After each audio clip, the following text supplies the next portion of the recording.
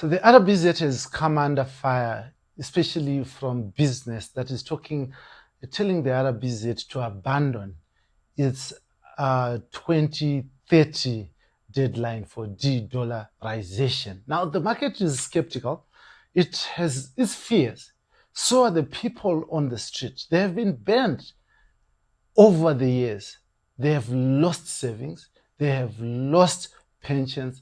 They have lost years and years of investment to hyperinflation, dollarization, de-dollarization, and dollarization. And here, on this part of the Banks and Banking survey, we bring to you captains of industry. We bring to you people who will take us to the issues, so that the nuances of banking, the nuances of our currency in Zimbabwe, and how it is all shaping up for the benefit of investors, for the benefit of the diaspora.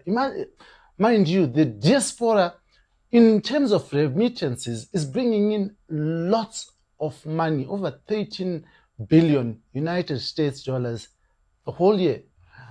So the diaspora remittances are some of the remittances that are anchoring this economy. And when people send back money to their parents, they also want to know that it is going to carry value.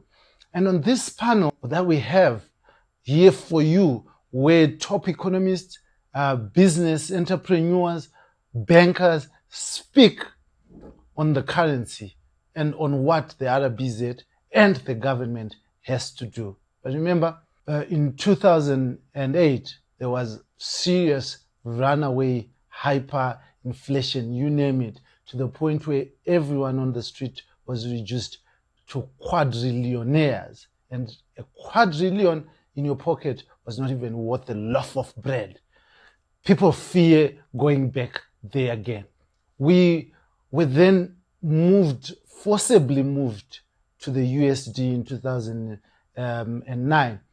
And at that time, there was a semblance of economic stability until in 2013, after the general elections, and then we were introduced to the bond notes, the bond and RTGS, so as it was called. Most people who were holding foreign currency in their banks, that money ended up being, converted at the rates of 1:1. And many people lost value. Pensioners cried foul. Employees, their salaries were reduced to nothing overnight, just through a statutory instrument. And people are worried about this. We have a video that will set the scene. Here's a scene setter that you will find quite interesting. Please turn your attention to the screens. Yeah, it's viable. For now, multi-currency is still working, and we like it because it's the available money right now. The ZiG, we cannot find the ZiG unless maybe if you are a civil servant or you are doing some business with the government. But for us, we are not getting ZiG, we are not even charging the ZiG. But we like the ZiG because I think it's getting momentum. Wakambononga ZiG ere. Awasatu wambononga ZiG. So I think ZiG is okay. If they make more policies to strengthen it, we can embrace it. Nchandinoona ndechekuti maziga acho abatiki and isuso atoziwo kuti mabata because mashoma. I think I am comfortable in transacting the multi-currency. I think diversity is good. Diversity is good, so if we can introduce something like that, it would be much beneficial to not only just me but everyone else. I feel like we all have the same mind when it comes to this thing. So yes, it would be beneficial to transact with the multi-currency. Yes. Kushandiswa kwadzo kwanga kusina kushata, asi tiri kuzoti tikaenda kumabhengi uko seni ndotambira pension, mari yangu inopinda iri 119, asi ndokwanisa kuzopuwa $100 kana 110. mazigi acho anenge aripo but haukwanisi kupuwa mazigi acho. Unenge wakuenda kumusika mutema kuti ukwanise kuona mari yekushandisa. I don't know much about banks, but me, I don't put my money in bank because I don't even have a bank account. But I don't know if I can trust it or no, because I don't know the advantage of me putting my money in the bank. Do it increase or it decrease? What currency type if? Yes, mazigi or my US. Yeah, I don't trust how much. Ansana ngunambo isamari mbingi. Bozi ndongobata iri cash. Saka zvekuti mari ndamboisa mbenga handisati. Isusu isoita zvemabike handisi. Mari yatinowana icash. Ende kuti ndikwanise kuzoendesa mubhengi handiendese mubhengi, ndoida kugara nayo because bhengi rangu ndori naro padhengi.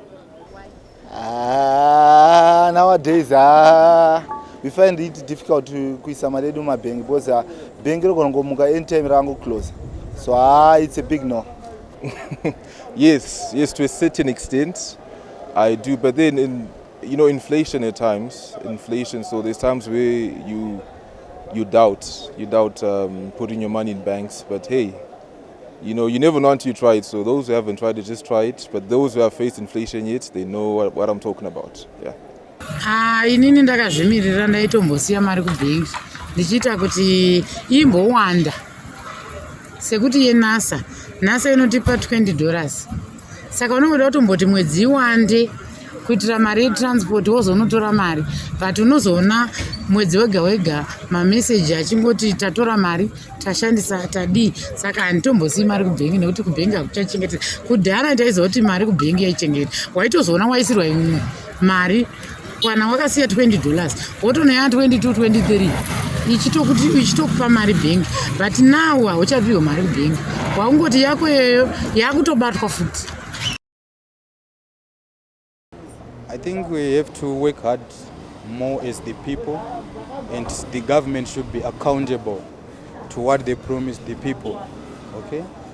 Than for us to wait for the government, let's contribute to the government so we can work together we have one goal as a country, than just blaming the government or blaming the president, of which you can't blame the minister, okay? Situation so far, in terms of mari kana so far iripo. Handina unyepa kuti situation iri muZimbabwe tichitasa kwatakabva kumashure. Situation yatinayo izvezvi iripo. Inini I think personally government yaimbosiyana motikari nziriko because zvamai manje isi totomoda use kuti mutendera mumastreets because mabusiness edu atikurana muno we are using foreign currency. You guys are doing a good job. If you feel like you guys are doing a good job, continue doing such. But as a citizen, we've just been hearing promises, and I hope that you'll be able to fulfill those promises. So we still have hope that things will work out. So my message is just act on the words that you have spoken, act on the things you have spoken, you've promised, and yeah, everything will be fine. Inini kugovernment ndaifunga kuti dai zvaienda kudhara pataiti taiendesa mari yedu kubhengi tichitoona yana interest kwete kutotorerwa mari, iwe unoda kuchengetedza mari yototorwa. Saka tiri kuti dai zvaienda kumakore edu ekudhara ekuti ukaisawo mari kubhengi unoonawo yaane $2 $4 pamusoro. Advice yandingapa government izvezvi ndeyekuti zvinhu zvakaita kunge fuel ndo zvinhu zvakafanira kungodzika. Fuel yakangodzika chete zvinhu zvese zvinoita normal. Because so far isusu nemabhayika fuel payakatokwira takatokwidzawo kaprice, but if yakangoti dzike mbichana zvinhu zvese zvatobo. But here, it's not me talking. Listen to the experts. Let's hear them speak to you. A very good morning to you, ladies and gentlemen.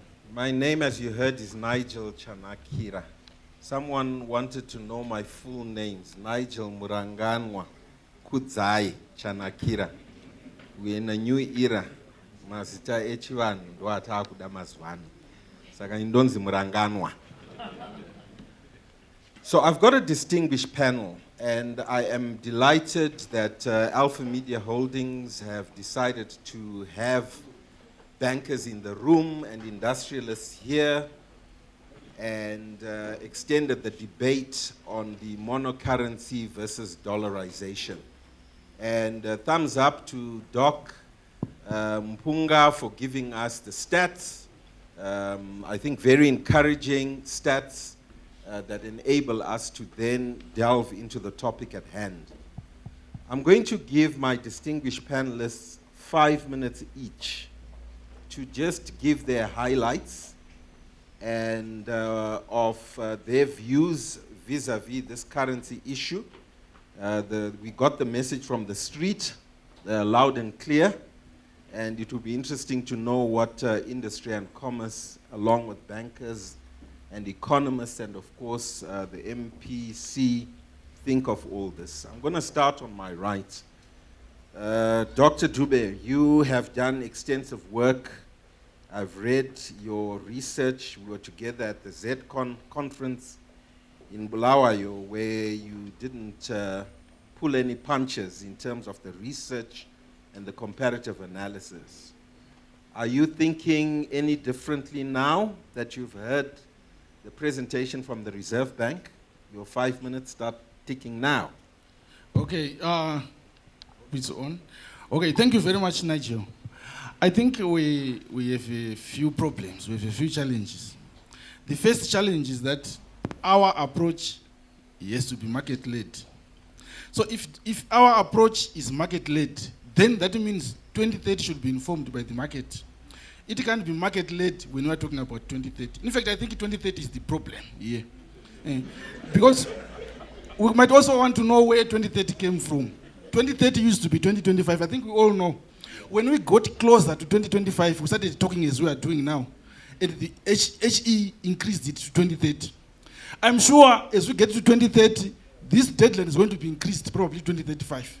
So I think we should move away from looking at 2030, but let us talk about the fundamentals that we used to call him Prophet College, that Dr. Mpunga presented. So now what it means is this issue of monocurrency should be fundamental based and not a deadline based. And personally, my personal view, we are not going to have a monocurrency in 2030, probably 2035 or 2040, because we said it's market-led. The market, I think we also heard the market speaking in this video.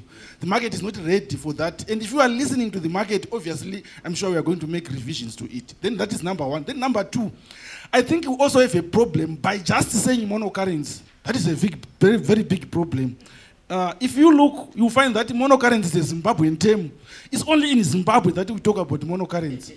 Because there is no country that is a monocurrency. The USD, in fact, that also brings confusion. When we're talking about monocurrency by 2030, are you saying the USD is not going to be there? Obviously, the USD will be there. It's part of the banking system. And by the way, 83% of M3 is USD. That is not going to change by, in fact, we're not going to get to 50% by 2030. We need more time, especially if you want this to be market-led. So now, there were some fundamentals that were presented here. At the moment, they don't have numerical numbers. It's only reserve cover. That is 3 to 6 months target.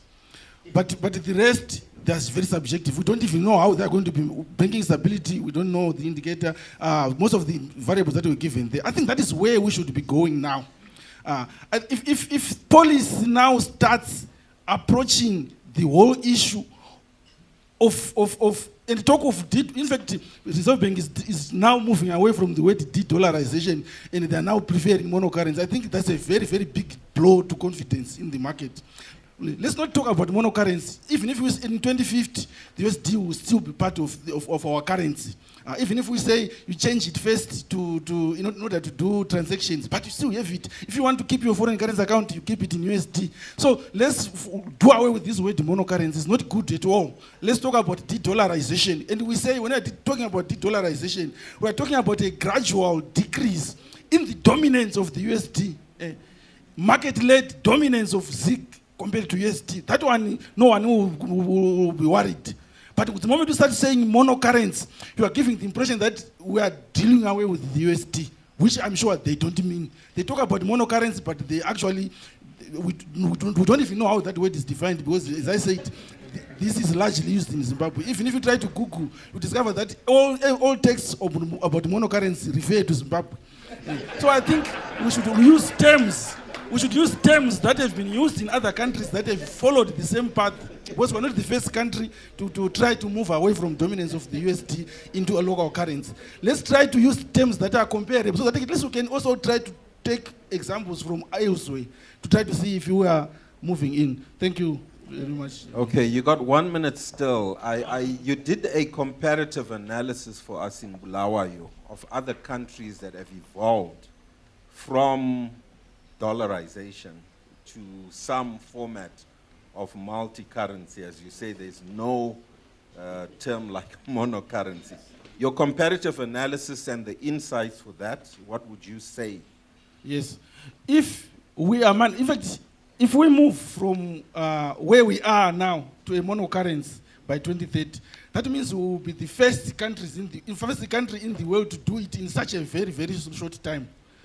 Other countries have done it in 15 years. Others have done it in a longer period of time. I gave examples, as we said.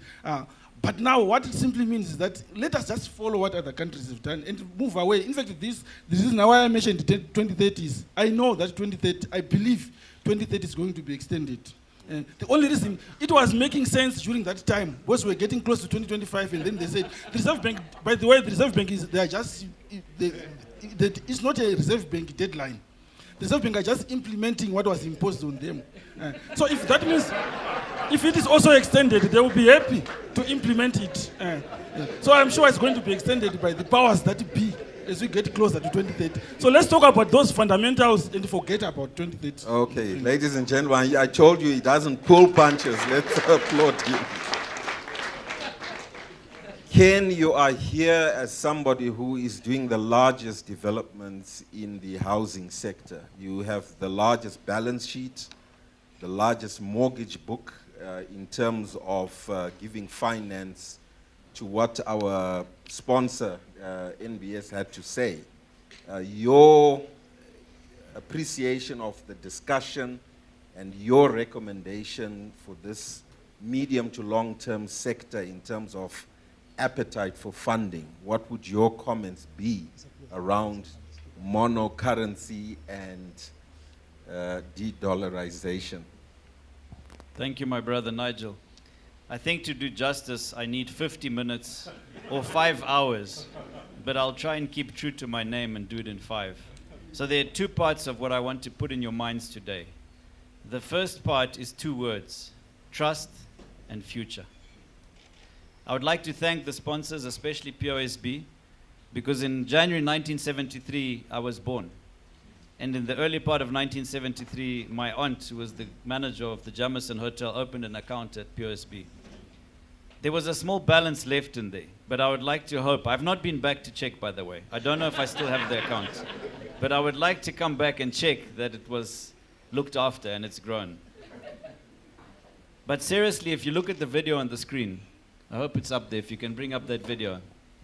This is a video yesterday of a baobab tree that is growing in the Hills Estate, where we're building the most luxury $380 million estate in Harare. And why I'm showing you this baobab tree, it's one of many hundreds that we've transplanted in the last few months. It looks quite big, and as you can see, it's flourishing with green leaves. That tree is only a few decades old. I thought it was a few hundred years, but it's only about 20 years old.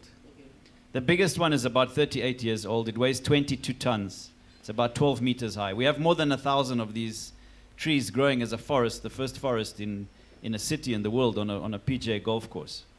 And I'm very excited and proud about these trees because the test of time can be shown with the baobab. It's the longest and most oldest tree on our continent. It can grow for more than 1,000 years, even some 2,000 years. We have one in Victoria Falls that's about that age. So long after we've gone, these trees are still going to be there.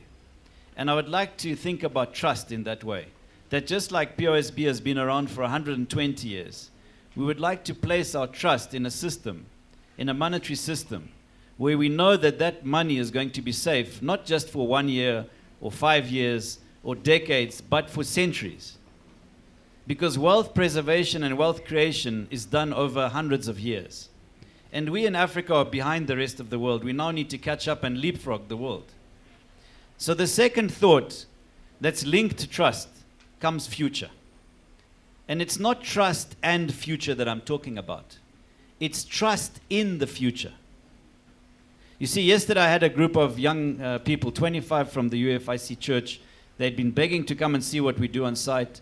So I called them to our Wednesday. Every Wednesday I'm out in the field. I called them to our Wednesday site meeting, and I took them to the different sites.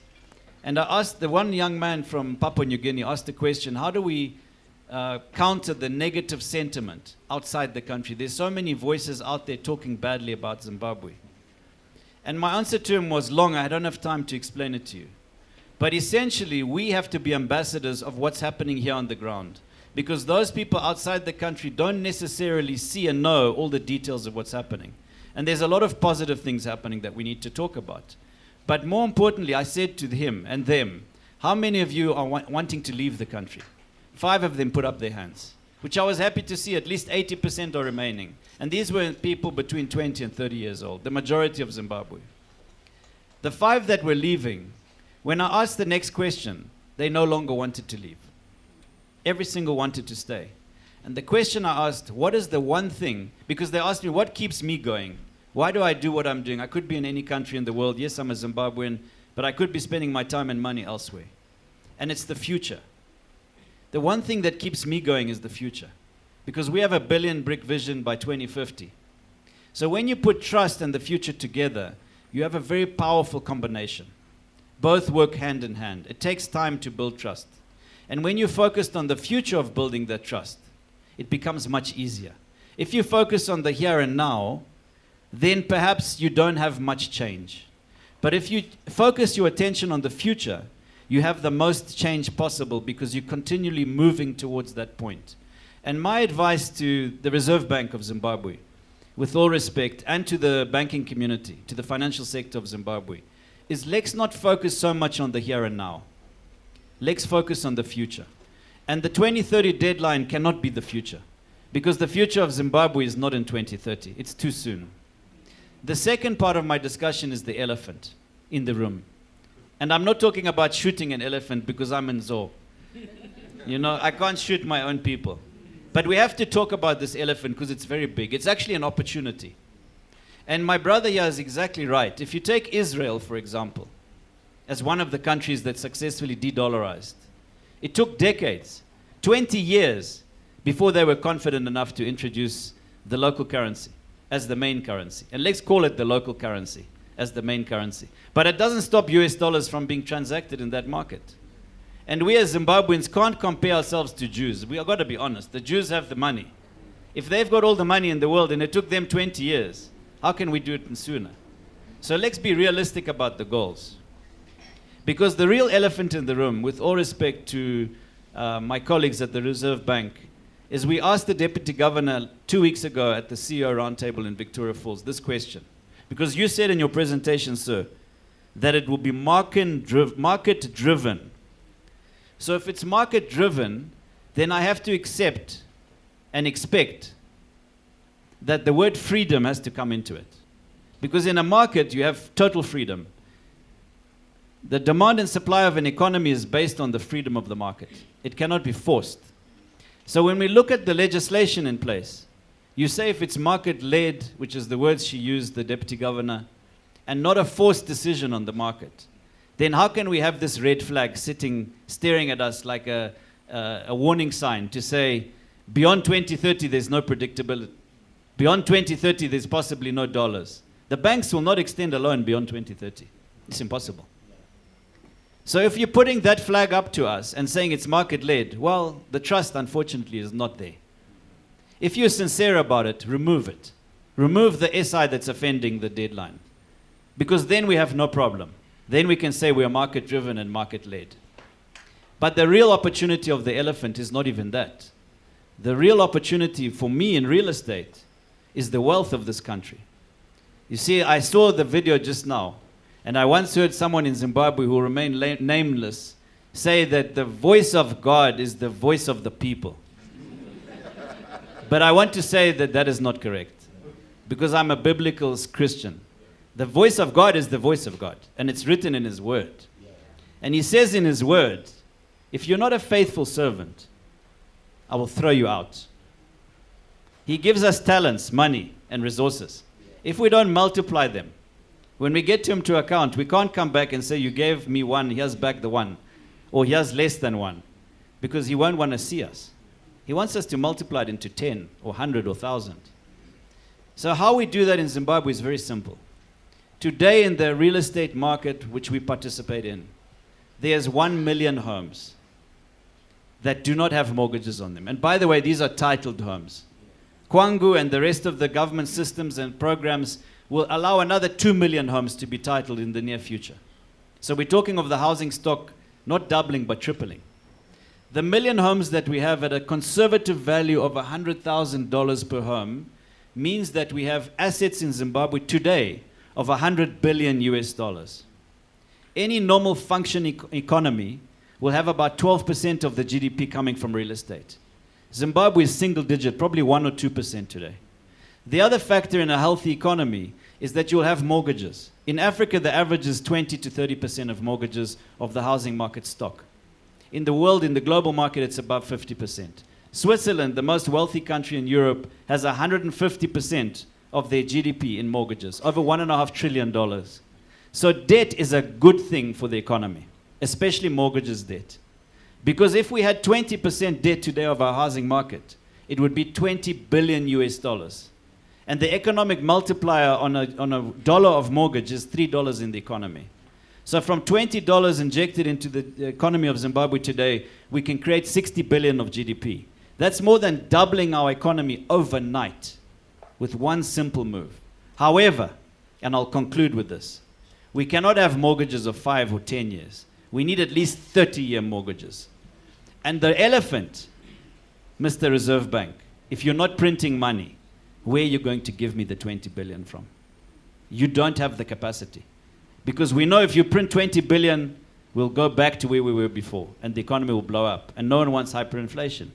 So the only way you can allow me to access the 20 billion is from foreign lines of credit.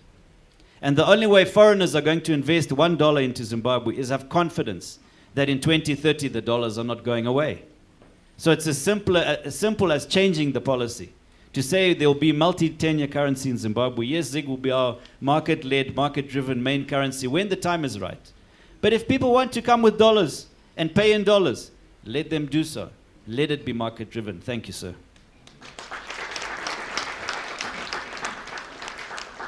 Thanks, Ken.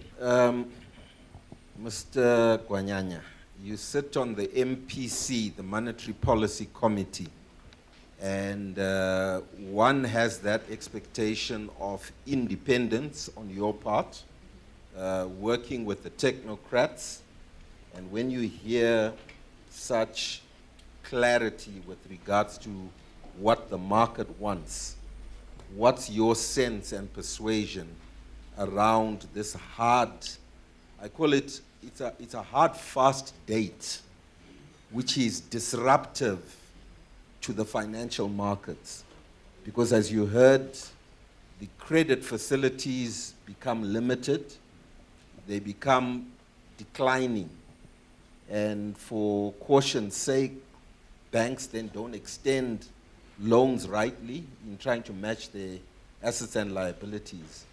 What's your sense now? Are we in a silo in terms of both government, the Ministry of Finance, and the Reserve Bank by not taking into cognizance what the market is telling us? What is your view? Are you persuaded to think an extension is possible?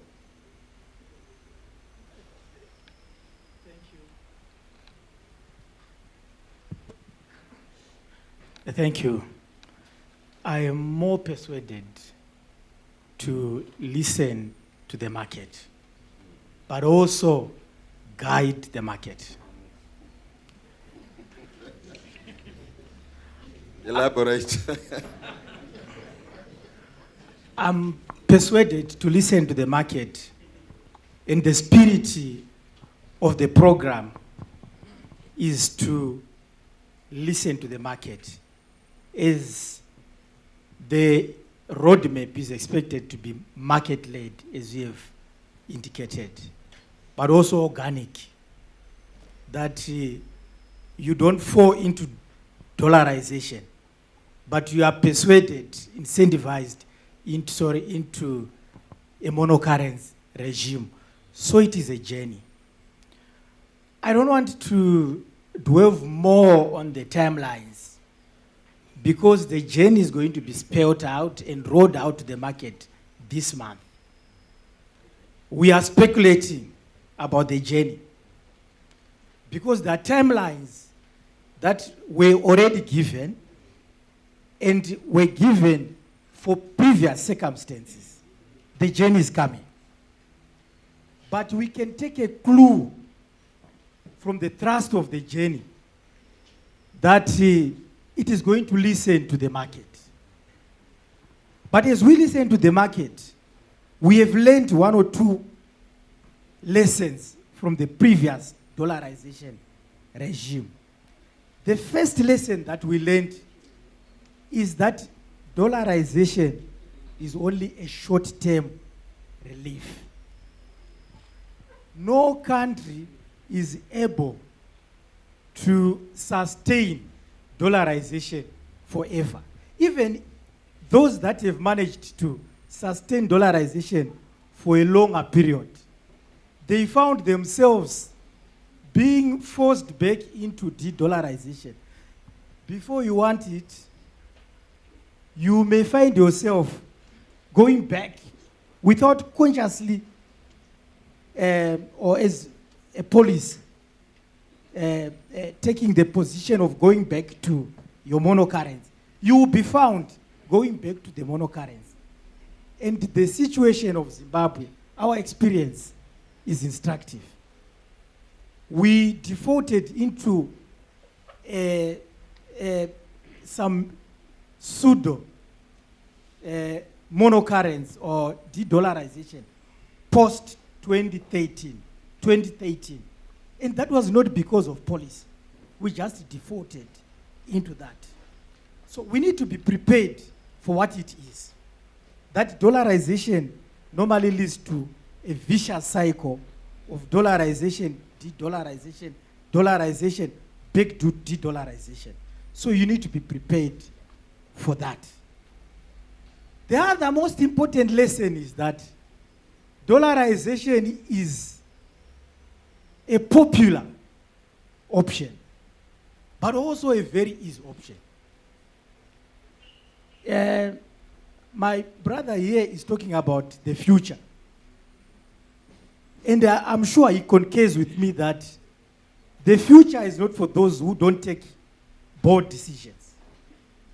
The future is for those that deny their current circumstances and brave the challenges ahead, which is what I see as before us. Yes, we understand the journey we traveled as an economy. We understand the missteps on part of the policymaker. But this is not the passport to condemn us to perpetual failures. People who aren't able to challenge their current circumstances.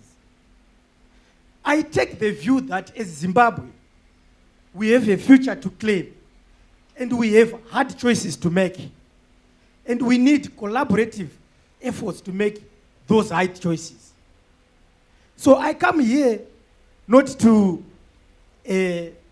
force people to accept that the journey could be it could be a good journey for the nation, but to encourage and enlighten why I think at an appropriate time, the country should be able to have its own currency, supported by fundamentals. So my major key message is that we hear the market concerns. We understand the experience we went through as a market.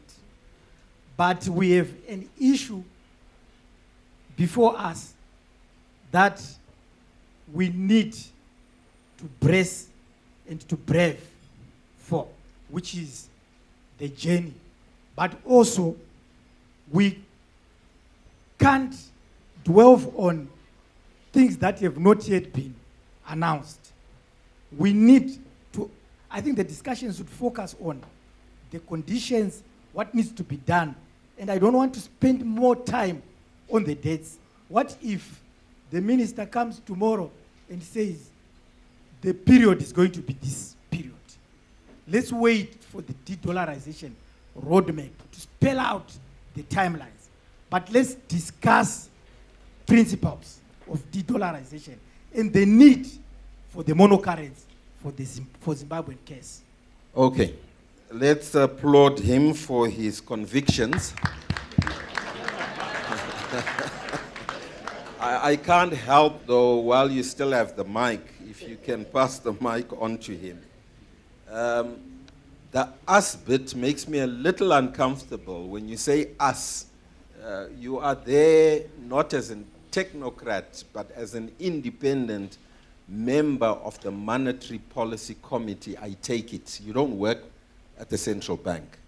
And so from that reasoning, my thought process would be the logic of having independent people on the committee is for you to be exercising your thoughts around whether that deadline makes sense or not. Yes, we heard the conditions precedent, 8 of them, which are fairly sound. And I also commend the central bank, as I did a fortnight ago or 3 weeks ago in Vic Falls, when I said, good showing. Those stats for a year are amazing. So extend the commendations to our governor. Well done. Let's applaud him. But we do know in the same breath that he had a false start. When he started out, the first 6 months, the currency tanked. And that led us to then be doubtful. But now we are talking, Mr. Gwanyanya, of markets that are illiquid, credit that is not being granted in the normal circumstances for infrastructure projects. We need infrastructure projects for what? 40 billion, 80 billion, inclusive of the housing. And infrastructure by nature is medium to long term. We don't have a yield curve. And so I'm saying to you, just as a market maker independently, I'm saying, what is your thought process around the hard fix of 2030? So we will get there, we understand. And I love the fact that Dr. Mpunga said there are conditions precedent. If they're not met, then obviously they would be recommending an extension. But I don't seem to hear that from you as an independent monetary policy committee. I'm saying, yes, I hear you when you say we could hear this month. This month we have the budget statement. This month we also have the NDS2 being unveiled. But I'm saying just independently, what is your thought process around getting liquidity in the money market or in the money and capital markets with this deadline? The 2030 issue is a real issue. And that's all. I just need a brief response, and then we move over to Professor Mga. Thank you. I am sure you agree with me that this is a complex issue. And this issue is discussed in the context of broader reforms, which broader reforms stretches for 12 and a quarter years from 2018. I don't want to talk about the currency reforms as a last month initiative. The currency reforms have started along with the macroeconomic reforms under the banner of Vision 2030. And the date of 2030 is ostensibly aligned to the vision. Beyond the currency, we have broader macroeconomic and outside the economy, there are other objectives of a country. But all these objectives were summed up into a Vision 2030, a country that we envisage. So as we discuss the currency, we don't want to appear like we give currency its own exclusive space in the broader reform context. It then excludes the other interests of the nation at large. Okay. But coming to the question of deadline, and relating to my earlier observation that it's a complex issue. In the beginning, there was no deadline. But the market felt that without a deadline, we are restricted. Now, I am made to believe that it's the same market which proffered a deadline. I'm made to believe it's the same market which proffered a deadline. And it appears the deadline had to be extended. But reasonably, I think a date was arrived at, which ostensibly would have to align with the 2030. Okay. I think But we need my position is Yeah. the deadline, as we listen to the market, would have to also be market determined. But we cannot continue to extend and extend because, like I've indicated, no one given a choice would want to voluntarily get out of dollarization. So there should be some measure of factors that the impetus for the market to dollarize, that to de-dollarize, factors that pushes us to de-dollarization. Okay, thank you, thank you. Let's move on to Prof. You've been listening to this debate. I know as a global trade expert, you would also know the fiasco, as I call it, around the destiny of the US dollar itself, given the tariff changes, etc. Are we even in the right space to be getting too carried away? I think Zimbabweans tend to be a bit myopic, or maybe it's history that pushes us towards the dollar. But the dollar itself, the fate of the US dollar in the global international markets is also questionable and is losing its status as the reserve currency of many central banks. So I'm curious if you juxtapose that within the discussion that we're having for the monocurrency, what your thoughts would be around our future. No, thank you very much, Doc. Thank you so much, Doc. Good morning, colleagues. It's an honor to be here. I had difficulties in listening to Percy, and I said I think I'm right that I should not work for government because I don't believe what he says, he believes it. But anyways, it's another day. But I need to start by appreciating Dr. Mpunga before I answer the question, his presentation. I think you have done a good job, Doc, in justifying why I said I was impressed with the way you are working a central bank. I think I've given the numbers. Zimbabweans don't want to hear sometimes positive sentiments to say this is good. And I was slaughtered on Twitter, and Blessed is here. He called me to his studio, and he was also slaughtering me, Dara, that what impressed you. So this is what impressed me, what he presented. And I think it's phenomenal, to be honest, to achieve a $1 billion reserve from $275 million. That is massive. Over and above other instruments they are putting to support the currency. But now, coming back to the debate now. I think the starting point is that, let's start with the US dollar, for example. The US dollar still commands dominance in the global trade of over 45% of concentration.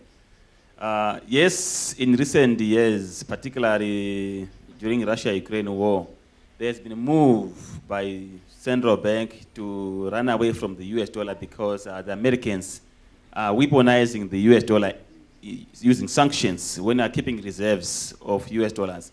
So it's fear of central banks because of the policy of the America in terms of using sanctions. You recall that Russia the reserves, about $600 million, were frozen by the Americans. And the gold now, they're going for the gold, which is now sitting at $4,056 per ounce as a safe haven. But remember, gold is a stone, it's a rock. You cannot use it. Fungibility becomes a bit of a challenge if you want to make international payments. So I'm sure this is a temporary shock, in my view. When there is sanity in geopolitics, you remember there's also tariff wars with America. We still have the dollar. So for Zimbabwe, this is a peripheral issue. We are too small to be worried about that, in my view. The biggest issue I want to say here, that a currency issue is a market-determined issue, whether we like it or not. Government has no business of setting the debt for the currency to say 2030. The market will determine the end date of the currency. And we have been on this road. Now, tomorrow is 14 November. That will be 28 years mark of the Black Friday. It was 1997, 14 November, our local currency crashed by 80%. We began to have a currency crisis. And up to now, we have our government is there, the same government. It has failed to guarantee permanent solution to stability. That's 28 years. I'm building a case why government cannot put a debt. It's a market. In 2008, in November, the Minister of Finance, then Patrick Shinamasa, presented a budget statement in quintillions. And he was adamant that they're going to continue with the Zimbabwean dollar. And in February 2009, he had to redo the budget of $700 million. Hallelujah. He did not use his budget of quintillions in 2009. And you hear him saying, Dinda Kaunza US dollar. He is not the one. He was told by the US dollar to say, present the budget in my name. So that was 2009. It is not him. Then let's go to June 2019. The Minister of Finance, Professor Mtunguve, presented the monocurrency.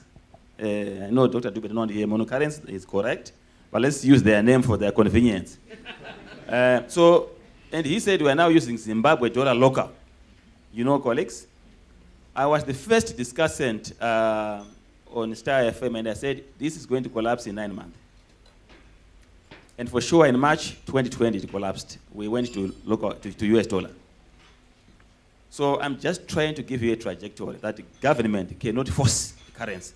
The best constitutional court of currency is the market. Now, why is it difficult to have a local currency 2030?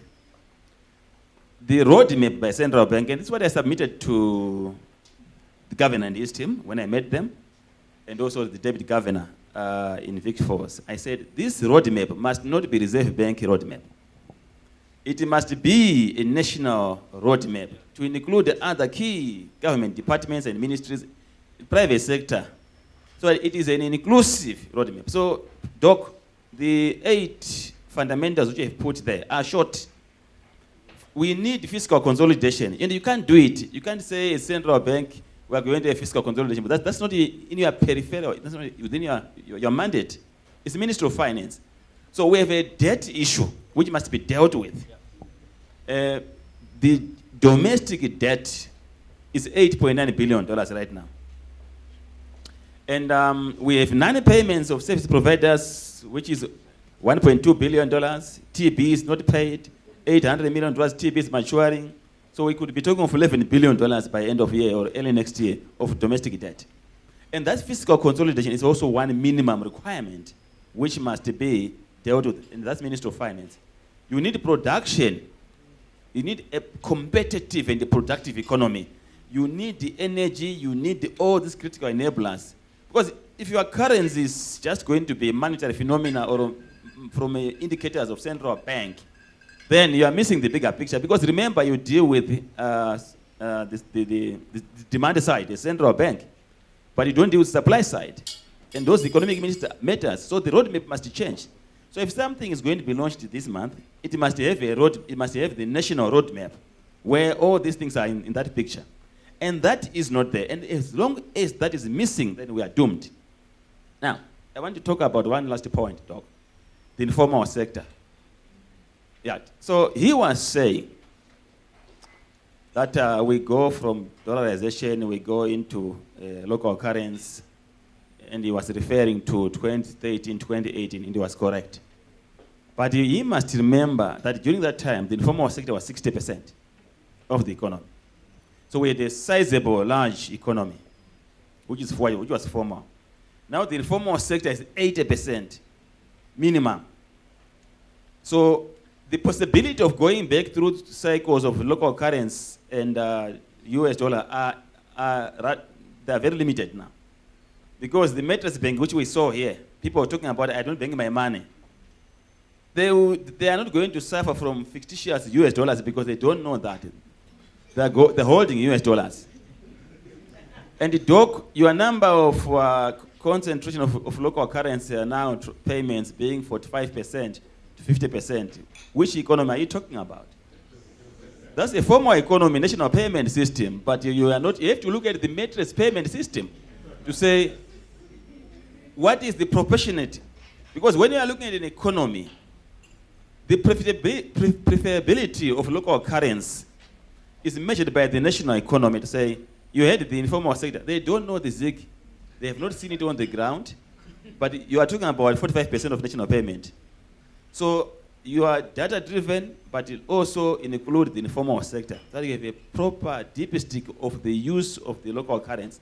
But I want to end in 10 seconds and say, government, if they don't change the date in 2026 or 2027, I'll be very surprised because of credit squeeze. That is going to be the silencer for this whole 2030 issue. Because no one is going to be lending money beyond 2027. And this will be similar, synonymous to the May 2022 weekend announcement of suspension of lending. So it's a repeat of the same. 2027, I'll be surprised if they don't change the dates, if they want to maintain 2030. There won't be any 2030 for monocurrency. But beyond that, God knows when it's going to happen. Thank you. Thank you, Prof. And I think on the back of that, to be quite frank, just as a market maker, it's not just the credit squeeze that it would be of concern, and the Reserve Bank should note this, it's capital flight. And so all those savings, poof, overnight, it's gone if we are not careful.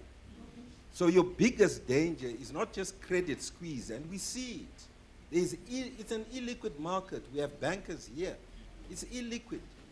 Those of us who are looking for credit to do solid projects can't get credit. That's the reality. You get short-term, expensive money. And so what production cycle do you do? You go elsewhere. And so one hopes the good news with the Dangote coming in, in that sense. But we want to open it up just for 10 minutes, if you'll allow, Farai. Is that possible, conceivable? Just for burning questions and comments? 5, I'm told. Anyone with a burning question or comment with a roving mic? And then I'm going to give Dr. Mpunga a last shot. He's an economist, a member of our Economic Society. I don't want to be shot by him and say, where's the justice of getting an eloquent panel without a right to respond? So we'll get, I've got a hand up, Cripson. And then there's another hand. It's down. Thanks. Thank you, Doc. some times back, the deputy governor of the RBZ, Dr. Mashe, was my lecturer of advanced macroeconomics at UZ. And he taught us a very common concept called the hedging behavior or the hedging effect, where economic agents as rational beings, they react to news and they then take a position and act in a particular fashion which can then predict the future. And that's the self-fulfilling prophecy.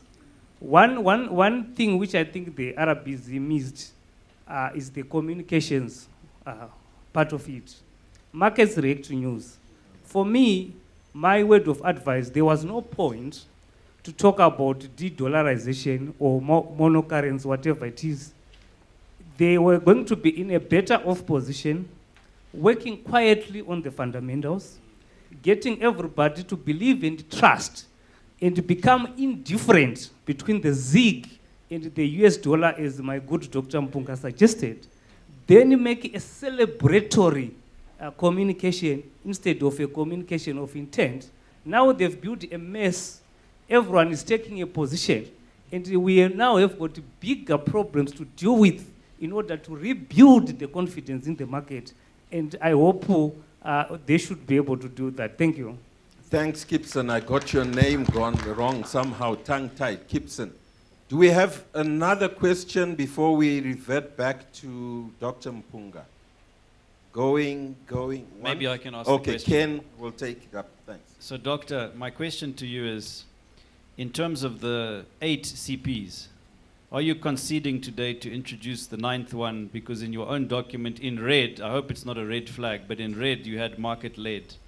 But that's not one of the CPs. And in that context, the other question is regarding mortgages. How do we access 30-year mortgages in an environment where dollars do not exist? Okay, while he's documenting that, I did pose the same question in Bulawayo, if you might remember, those who were at ZCon. And there's a hypothesis running through the Ministry of Finance around, if you want your dollars, go to the offshore Victoria Falls Stock Exchange as a mechanism of maintaining dollars in the market.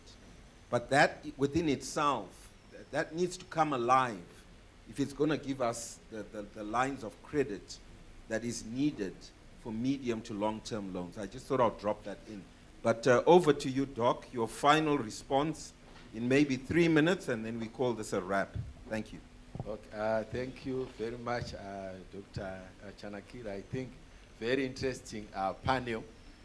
Just maybe to clarify one or two issues. We have taken note of the concerns even from the video. The Reserve Bank is a listening central bank. We take into consideration all comments from stakeholders and try to address them. So I think there is consensus from the market and from us that this process should be market-led. I think there is consensus on that. Then also at the national level, there are also national priorities. Remember, this roadmap is also set at the national level. And as central bank, we implement what is under our purview, what we are supposed to do to achieve the national priorities and goals. So now coming to the issue of monocurrency, maybe to touch the concerns from Ken. As I have explained, that monocurrency by 2030 doesn't mean doing away with the US dollar.